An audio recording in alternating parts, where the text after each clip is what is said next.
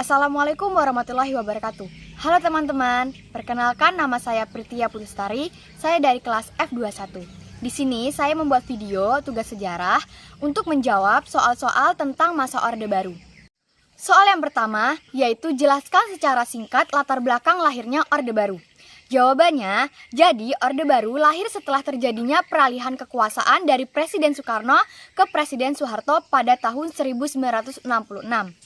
Kondisi Indonesia saat itu sangat krisis, baik dari segi politik, ekonomi, dan sosial. Pemerintahan Soekarno menghadapi ketegangan politik internal dan eksternal serta ekonomi yang merosot.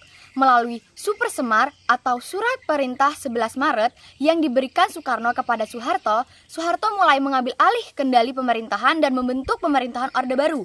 Orde Baru menekankan stabilitas politik, pertumbuhan ekonomi, dan pembangunan nasional sebagai fokus utama, dengan Soeharto sebagai pemimpin yang otoriter.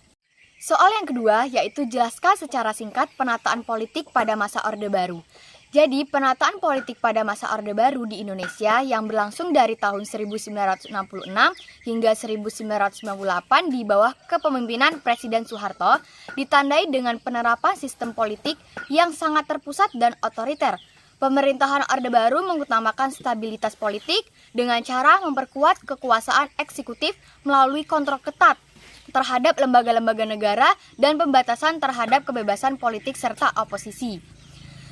Partai-partai politik dibatasi dan hanya 3 partai yang diizinkan, yaitu yang pertama ada Golkar, yang kedua ada PDI, dan yang ketiga ada PPP. Selain itu, adanya dominasi militer dalam pemerintahan juga sangat kuat dengan banyaknya posisi strategis dipegang oleh anggota militer.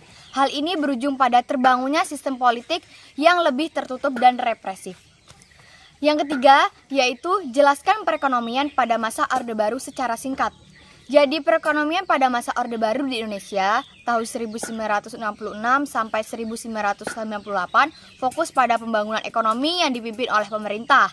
Soeharto mengimplementasikan kebijakan stabilisasi ekonomi dengan mengutamakan sektor pertanian dan industri, serta mengandalkan bantuan dari luar negeri, terutama dari Amerika Serikat dan negara-negara barat. Dalam periode ini, Indonesia berhasil mengalami pertumbuhan ekonomi yang pesat, terutama pada sektor industri dan ekspor, berkat kebijakan ekspor minyak, gas, dan hasil bumi lainnya.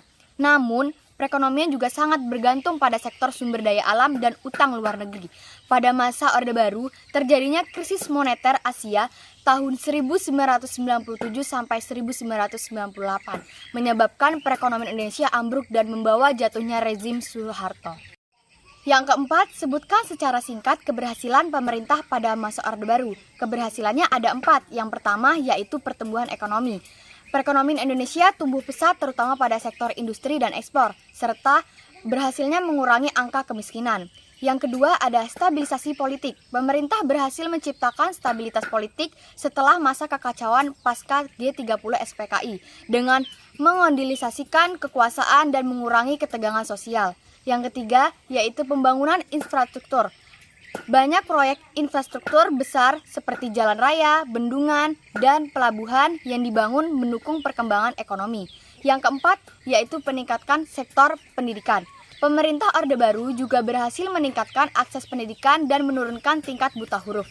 Namun, meskipun ada keberhasilan tersebut, pemerintah Orde Baru juga sering dikritik karena pelanggaran hak asasi manusia dan ketimpangan sosial. Soal yang kelima, sebutkan secara singkat berakhirnya Orde Baru.